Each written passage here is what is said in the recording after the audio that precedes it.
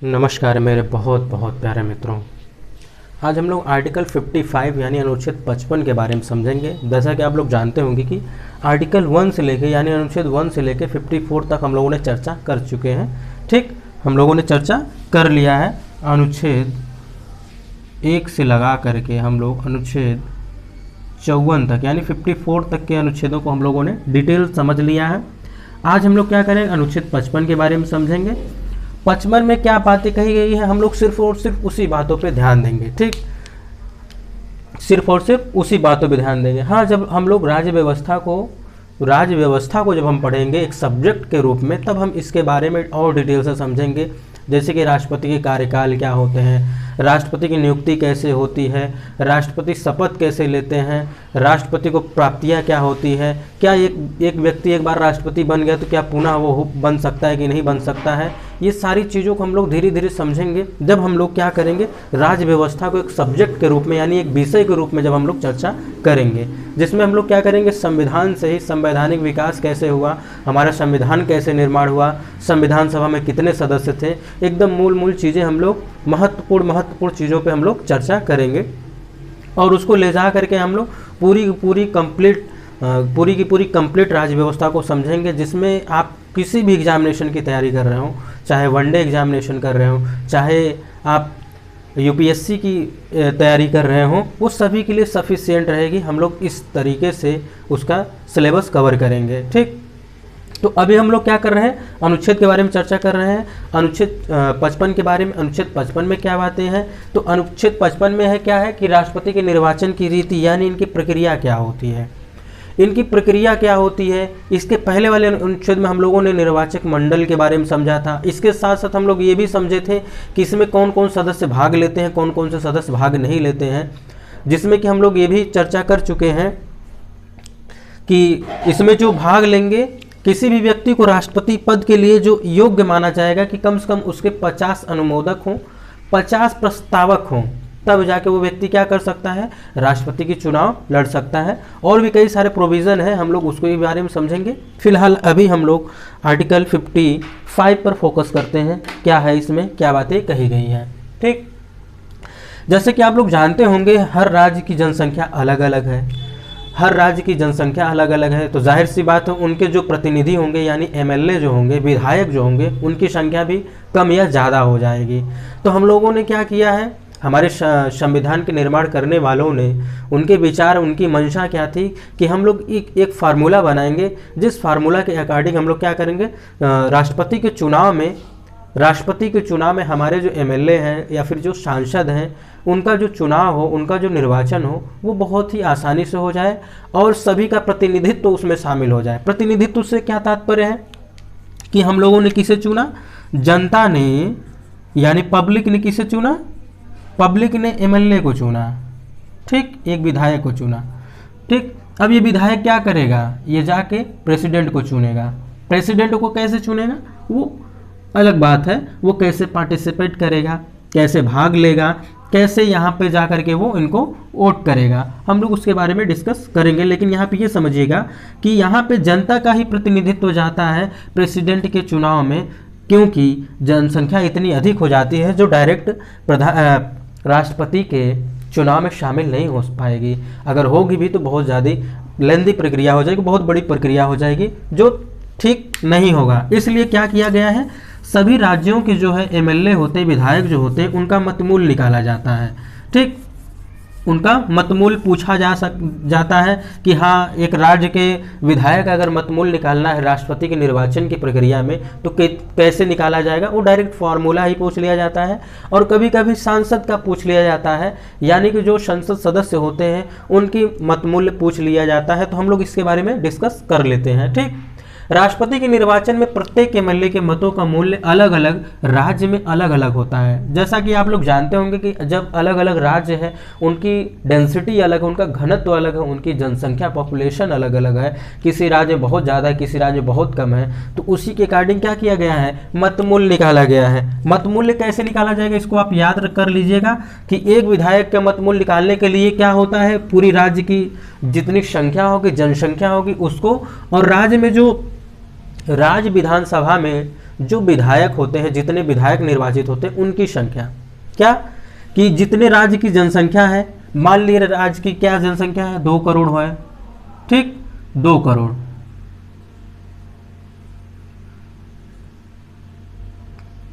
ठीक, 2 करोड़ जनसंख्या मान लेते हैं हम लोग ऐसे ही समझने के लिए। और वहां की जो राज्य विधानसभा है उसमें कुल निर्वाचित सदस्य कितने हैं, मान लीजिए 1000 है, ठीक, क्या है 1000 है। तब आप यहाँ पे 1/1000 से क्या किए हैं, इसमें मल्टीप्लाई किए हैं, 30 से 30 कैंसिल, 30 से 30 कैंसिल, यानी कि एक जिस राज्य में कुल जनसंख्या कितनी है, 2 करोड़ है, और उस विधानसभा में जितने सदस्य निर्वाचित होकर आए हैं वो 1000 यानी 1000 है। 1000 ऐसे पॉसिबल नहीं है, कर देते हैं इसको हम 100 ही, क्योंकि अब जब जनसंख्या ही 200 है तो प्रतिनिधित्व कैसे इतने होंगे। तो यहाँ का जो मतमूल्य होगा एक MLA का, वो हो जाएगा 20 हो जाएगा। कैसे हो जाएगा, क्योंकि आप देख पा रहे होंगे ये फार्मूला आपको याद ही रखना पड़ेगा कि राज्य की कुल जनसंख्या बटे में राज्य के विधानसभा के निर्वाचित सदस्यों की संख्या इंटू 1/1000, ठीक। ये क्या हो गया, एक विधायक का मतमूल्य निकालने के लिए ये हो गया, ठीक। आप धैर्य रखिएगा, पेशेंस रखिए, धीरे धीरे सुनिएगा, धीरे धीरे ही समझिएगा, आपको सब समझ में आएगा। कि आप सोचेंगे तुरंत हम पढ़ के तुरंत समझ लें तो ये थोड़ा सा पॉसिबिलिटी नहीं होती है। अगर आप पहले पढ़े हुए हैं तो आपको जल्दी समझ में आएगा, नहीं पढ़े तो आप पेशेंस रखिए, धैर्य रखिए, आपको अवश्य समझ में आएगा, ठीक। तो क्या होगा कि अब हम क्या करेंगे, एक विधायक का मूल्य तो हमने निकाल लिया, एक MLA का मूल्य हमने निकाल लिया, क्या होगा उसका मत मूल्य। अब हम लोग सांसद का निकालते हैं। सांसद से क्या तात्पर्य होता है, ठीक। ये क्या करते हैं, लगभग ये 10 लाख जनसंख्या क्या करते हैं, प्रतिनिधित्व करते हैं। एक सांसद जो होता है, एक संसद सदस्य होता है, वो लगभग 10 लाख संख्या का क्या करता है, प्रतिनिधित्व करता है। तो सभी राज्यों के विधायकों के मत मूल्य क्या होगा, यानी जैसे हम लोगों ने एक राज्य का निकाला 20, वैसे कितने हमारे यहाँ राज्य हैं, जितने राज्य हैं मान लीजिए अगर किसी में 25 आए, किसी में 20 आए, हम लोग मोटा ही ले लेते हैं, अगर इतना ही हम लोग लेते हैं तो ये कितना हो गया, ये 580 हो गया, ठीक। और संसद के निर्वाचित सदस्यों की कुल सदस्य संख्या, यानी जो निर्वाचित हुए संसद में उनकी संख्या टोटल कितनी हुई है, तो वो और ये जो यहां से निकला है, इन दोनों का क्या कर देंगे, हम क्या कर देंगे, अनुपात निकाल लेंगे। मान लीजिए 100 है तो 100 होगा तो क्या होगा, 5.8 क्या हो जाएगा, एक संसद सदस्य का मूल्य निकलेगा। यानी एक सांसद कोई है जो निर्वाचित हुआ है, उसके मत का मूल्य कितना हो जाएगा, 5.8 हो जाएगा। हम लोग बस समझने के लिए ऐसी संख्या रखे हैं, परंतु ऐसा होता नहीं, बहुत बड़ी जनसंख्या हमारी है, ठीक। तो आप लोग इसको अवश्य ध्यान दीजिएगा। एक प्रश्न और इसमें बनता है कि कोई व्यक्ति क्या हुआ, इलेक्शन हार गया, राष्ट्रपति का इलेक्शन हार गया। अब वो क्या करे, अब खुद के ऊपर आरोप नहीं ले पा रहा है, तो क्या कह रहा है कि ऐसा है कि इसमें क्या हो गया है, कुछ गड़बड़ी हो गई है। क्या हो गया, इस इलेक्शन में गड़बड़ी हो गई है, जो मेरा विपक्षी था वो हार रहा था, उसने कुछ दम लगाया, कुछ पावर लगाया, जिसके कारण से वो क्या कर गया, विजयी हो गया, ठीक। तो अगर ऐसे कुछ मामले आते हैं तो ऐसे मामलों का केवल वही चुनौती दे सकता है उच्चतम न्यायालय में जो व्यक्ति या तो वोट देने वाला हो या फिर वो प्रत्याशी हो या कैंडिडेट हो। ये प्रश्न पूछे जा सकते हैं और पूछे भी गए हैं इंटरव्यू में, यहाँ तक कि यूपीएससी के एग्जामिनेशन में भी ये प्रश्न पूछे गए इंटरव्यू में, और स्टेट सिविल सर्विसेज में पूछे ही जाते हैं। अगर आपका ऑप्शनल पॉलिटिकल साइंस है या फिर पब्लिक एडमिनिस्ट्रेशन है तो भी पूछे लिए जाते हैं कि राष्ट्रपति के चुनाव में अगर कोई व्यक्ति अगर चुनौती देना चाह रहा है उस चुनाव को या उस निर्वाचन प्रक्रिया को, कि इस निर्वाचन प्रक्रिया में कुछ न कुछ गड़बड़ी है, तो वो कौन सा व्यक्ति होगा जो उच्चतम न्यायालय में या फिर न्यायालय में जाकर चुनौती दे सकता है। तो वो सिर्फ और सिर्फ वही व्यक्ति हो सकता है जो उसमें वोट देने वाला हो या फिर उसका क्या हो, कैंडिडेट हो, प्रत्याशी हो। इस बात को आप अवश्य ध्यान दीजिएगा, ठीक। और इसके साथ साथ प्रश्न ये भी बन जाते हैं, कई बार पूछ लिए जाते हैं कि राष्ट्रपति के चुनाव में अगर कोई विवाद होता है तो उसका निपटारा कहाँ होगा, उच्चतम न्यायालय में होगा। ऑफ कोर्स ये तो आप लोग जानते ही होंगे। लेकिन जैसे कि मान लीजिए इन लोगों का इलेक्शन हुआ, इलेक्शन होने के बाद अब यही नहीं समझ में आ रहा कि कोटा क्या होगा। जैसे कि आप लोग जानते होंगे, अगर आप गांव से बिलोंग कर रहे हो या फिर शहर से भी अगर बिलोंग करते होंगे, नगर पंचायत से या नगर निगम से होंगे, तो वहाँ पे जितने प्रत्याशी मतलब चुनाव लड़ते हैं वो जो प्रत्याशी सभी प्रत्याशियों से क्या करे, सभी प्रत्याशियों से क्या करे, ज़्यादा वोट प्राप्त कर जाए, उसी को बोलते हैं कि हाँ वो निर्वाचित हो गया, वो जीत गया, वो इलेक्शन जीत गया, ऐसे कहते हैं। लेकिन यहाँ पे क्या होगा, यहाँ पे तो अनुपातिक प्रतिनिधित्व प्रणाली अपनाई जा रही है ना, कि अनुपात के आधार पर कोई देता है, वरीयता के आधार पर देता है, कोई दिया 1, कोई दिया 2, कोई की दिया 3, कोई दिया 4। हम लोग एकल संक्रमणीय जो अनुपातिक प्रतिनिधित्व प्रणाली है, हम लोग इसको ना एक वीडियो में अच्छे से समझेंगे। ठीक, इसको हम लोग अच्छे से समझेंगे क्या होता है, एकदम पूरी डिटेल्स इसको समझेंगे, इसका पूरा पोस्टमार्टम कर देंगे, जिससे ये एकदम क्लियर हो जाएगा। ठीक, तो चूंकि राष्ट्रपति का चुनाव आनुपातिक प्रतिनिधित्व के माध्यम से एकल संक्रमणीय मत तथा गुप्त मतदान द्वारा होता है। ठीक, इसलिए राष्ट्रपति के चुनाव में निर्वाचित होने के लिए मतों का एक निर्धारित भाग प्राप्त होना आवश्यक होता है, जिसे कोटा कह देते हैं। कोटा क्या होगा कि जितने वैध वोट पड़े हुए हैं, जितने वैध वोट पड़े हुए हैं उसका 50% +1। आप अगर बुक में देखेंगे इसमें थोड़े से इधर उधर बातें की गई हैं, आप बस इतना अपने माइंड में रखिएगा, दिमाग में रखिएगा कि जितने वोट पड़े हैं, जितने क्या हो वैलिड वोट पड़े हुए हैं, उसका 50% +1 जो भी प्रत्याशी प्राप्त कर लेता है उसको विजयी घोषित कर दिया जाता है। क्या घोषित कर दिया जाता है? विजयी घोषित कर दिया जाता है कि ये व्यक्ति क्या किया, जीत गया। ठीक, हम लोग जब इसके बारे में समझेंगे, एकल संक्रमणीय मत प्रणाली जो है, हम लोग नेक्स्ट ही वीडियो में इसके बारे में चर्चा करेंगे। इसमें क्या होता है कि मान लीजिए कोई 4 कैंडिडेट खड़े हैं, कोई 4 कैंडिडेट इस इलेक्शन में खड़े हैं, तो जितने व्यक्ति आकर के, जितने भी जो मत देने वाले व्यक्ति हैं वो क्या करेंगे, इनको 1 दिए, इनको 3 दिए, इनको एक ही वोट देने को मिलेगा, लेकिन क्या करेंगे, ये वरीयता के अनुसार देंगे। ऐसे होता है। अब कोई व्यक्ति आया, दूसरा आया, तो इन्हें जो है 2 दे दिया, 3 दे दिया, इन्हें 2 दे दिया, और इन्हें 4 दे दिया, और इन्हें 1 दे दिया। तो ऐसे ही क्या होता है, ये प्रक्रिया चलती रहती है जब तक कि कोई एक व्यक्ति 50% +1 न पा जाए, तब तक ये चुनाव की प्रक्रिया चलती रहती है। जो व्यक्ति सबसे ज़्यादा कम वरीयता पाता है, यानी जो ज़्यादा 4 पाता है, ज़्यादा 3 पाता है, उसको क्या कर दिया जाता है, मतदान की प्रक्रिया से बाहर कर दिया जाता है, और बाकी जो वोट रहते हैं इन्हीं लोगों में ट्रांसफर कर दिए जाते हैं। ये कैसे होता है, ये आप लोग देखने के लिए नेक्स्ट वीडियो का वेट करिए, जिसमें हम लोग इसके बारे में डिस्कस करेंगे अच्छे से। तो मित्रों, हम लोगों ने क्या बात कर लिया है, ये कि राष्ट्रपति का जो चुनाव होगा इसमें एक कोटा को प्राप्त करना आवश्यक होगा। वो कोटा कैसा होगा कि जितने वोट पड़े रहेंगे, जितने वैलिड वोट पड़े रहेंगे, उसका 50% +1 प्राप्त करना क्या होगा, आवश्यक होगा। ठीक, अब मान लीजिए क्या हो गया कि राष्ट्रपति का निर्वाचन तो हो रहा है, क्या हो गया कि कोई विवाद हो गया, कोई समस्या आ गई, कोई विवाद हो गया, प्रत्याशी के ऊपर आरोप लगाने लगे, नहीं ऐसी नहीं वैसी बात है, ये नहीं तो वो बात है, कहीं ये है वो है, माना जाए तो एक प्रकार से एक दूसरे के ऊपर आरोप मढ़ने का कार्य करने लग जाते हैं। तो ऐसे विवाद का निपटारा सिर्फ और सिर्फ उच्चतम न्यायालय द्वारा ही किया जाएगा। उच्चतम न्यायालय जो भी निर्णय देगी उसी का निर्णय ही अंतिम होगा। ये प्रश्न पूछे गए हैं कई बार, आप अगर प्रीवियस ईयर के प्रश्न अगर आप देखेंगे तो आपको अवश्य मिलेगा कि राष्ट्रपति के निर्वाचन में अगर कोई विवाद उत्पन्न होता है, उस विवाद का निपटारा किसके द्वारा होता है। ऑप्शन दिया रहता है कि उच्चतम न्यायालय, उच्च न्यायालय, प्रधानमंत्री, केंद्रीय मंत्रिपरिषद। तो इसमें उच्चतम न्यायालय ही सही आंसर होगा, इस बात को आप अवश्य ध्यान दीजिएगा। जैसे कि हम लोगों ने पिछले वीडियो में ये भी देख लिया था, पिछले लेक्चर में ये भी बात कर लिए थे, निर्वाचक मंडल क्या होता है, निर्वाचक मंडल में कौन कौन से लोग भाग लेते हैं। अगर आप लोगों ने उस वीडियो को नहीं देखा है तो पहले उस वीडियो को देख लीजिए, जिससे आपको क्लियर हो जाएगा। निर्वाचक मंडल में किसी व्यक्ति, कोई सदस्य ऐसा है उसका पद क्या हो गया, रिक्त हो गया, तो क्या किया जा सकता है, क्या अब कहा जाए कि नहीं अब राष्ट्रपति का चुनाव जो है सही नहीं है, कोई व्यक्ति आया ही नहीं है वोट देने के लिए, एक व्यक्ति आया ही नहीं, तो अब उसका वोट नहीं काउंट होगा, उसका मत नहीं काउंट होगा, इसलिए इसको क्या किया जाए, चुनौती दे दिया जाए। तो ऐसा नहीं होता है।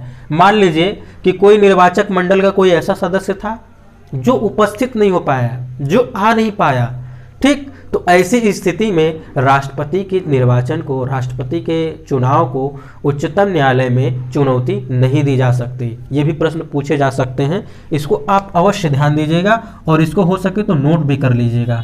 ठीक, नोट करने की चीज़ें सब हैं, सारी इंपॉर्टेंट चीज़ें ही मैंने यहाँ पे मेंशन की है। ठीक, ये सारी चीज़ें पूछी जा सकती हैं, पूछी भी गई हैं। क्या होगा कि कोई भी व्यक्ति अगर निर्वाचक मंडल का है, अगर वो नहीं आया या फिर उसका पद रिक्त रह गया, तो कभी ऐसा नहीं होगा कि उनकी जो निर्वाचन की प्रक्रिया है उसको हम क्या कर दें, न्यायालय में चुनौती दे दे। ऐसा नहीं होता है। मान लीजिए कोई निर्वाचक मंडल का व्यक्ति था, अब उसका एक्सीडेंट हो गया, वो मृत्यु को प्राप्त कर गया, या फिर उसके साथ कुछ अनहोनी हो गई जिसके कारणवश वो नहीं आ पाया, तो इस स्थिति में ऐसा नहीं कहा जा सकता है कि निर्वाचक मंडल का एक सदस्य उपस्थित नहीं है या फिर उसका पद रिक्त है तो हम क्या करें, चले इस चुनाव को ही न्यायालय में चुनौती दें। तो ऐसा नहीं होगा, ऐसा नहीं होगा। ठीक। और अगर मान लीजिए उच्चतम न्यायालय ने क्या किया, किसी व्यक्ति ने क्या किया, राष्ट्रपति पद पे सुशोभित हो गए, राष्ट्रपति पद पर आसीन हो गए, ठीक, आसीन हो गए। अब क्या कर दिया उच्चतम न्यायालय ने, उस व्यक्ति विशेष को ही अयोग्य घोषित कर दिया। अब क्या होगा, बहुत ही मजेदार पॉइंट है ना, कि अगर कोई व्यक्ति राष्ट्रपति बन गया, मान लीजिए वो व्यक्ति राष्ट्रपति बन गया, वो कई सारे नियम कानून बना दिए, कई सारे नियमों पे अपना हस्ताक्षर कर दिया, कई सारे निर्णय ले लिए, कई सारे कार्य कर दिए। अगर उच्चतम न्यायालय ने उस व्यक्ति को ही अयोग्य घोषित कर दिया तो क्या होगा, क्या उसके द्वारा किए गए कार्य अवैध होंगे?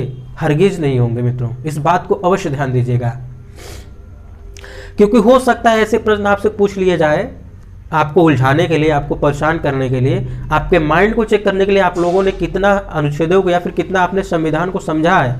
तो आपको यही समझना है कि कोई भी व्यक्ति अगर राष्ट्रपति चुन लिया जाता है, अगर उच्चतम न्यायालय ने उसकी नियुक्ति को लेकर या फिर उस व्यक्ति विशेष को लेकर के यह कह दे कि ये क्या है, अयोग्य है, तो ऐसा नहीं होगा, ऐसा नहीं होगा। ठीक, कि वह उस व्यक्ति के द्वारा बनाए गए कानून, लिए गए निर्णय, किए गए कार्य अवैध नहीं होंगे। कभी कभी ऐसा भी होता है कि उच्चतम न्यायालय क्या कर दे, ऐसा हो सकता है, ठीक, कि क्या करे कि उस किसी व्यक्ति की नियुक्ति हो गई, नियुक्ति होने के बाद उसके ढेर सारे कार्य कर दिए, और नियुक्ति के पूर्व ही कुछ दिन बाद ही वो क्या कर दे, उस व्यक्ति को ही या फिर उस निर्वाचन की प्रक्रिया को ही अवैध घोषित कर दे कि ये निर्वाचन की प्रक्रिया अवैध तरीके से हुई है। तो क्या उस व्यक्ति के द्वारा किए गए कार्य अवैध होंगे? हरगिज नहीं होंगे। ठीक, तो एक बार फिर से समझिएगा क्या बातें इसमें कही गई हैं। आर्टिकल 55 क्या कहता है, राष्ट्रपति के निर्वाचन की रीति के बारे में बताता है। क्या है इसमें, हम लोग इसके बारे में एक विधायक के मत मूल्य के बारे में समझा है, एक सांसद के मत मूल्य के बारे में समझा है, कोटा के बारे में समझा है। कोटा क्या होता है, कि कोटा क्या होगा कि एक निश्चित भाग प्राप्त करना होता है। ठीक, तो निश्चित भाग जो प्राप्त करेंगे उसी कोटा कहेंगे। कोटा क्या होगा, कुल डाले गए वैध मत का 50% + 1 हो जाएगा। ठीक, और इसके इलेक्शन में जो भी विवाद होंगे, राष्ट्रपति के चुनाव में जो भी विवाद होंगे, वो सारे के सारे कहां पर निपटाए जाएंगे, उच्चतम न्यायालय में निपटाए जाएंगे, और उसके निर्णय ही अंतिम होंगे। ऐसा नहीं होगा कि उसके निर्णय देने के बाद भी आप किसी और कोर्ट में जाके अपील करें, ऐसा नहीं होगा। और ये व्यक्ति होंगे कौन जो चुनौती देंगे, मान लीजिए कोई व्यक्ति क्या किया, चुनौती देना चाह रहा है, तो वो व्यक्ति कौन होगा, जिसके बारे में हम लोगों ने चर्चा कर लिया है।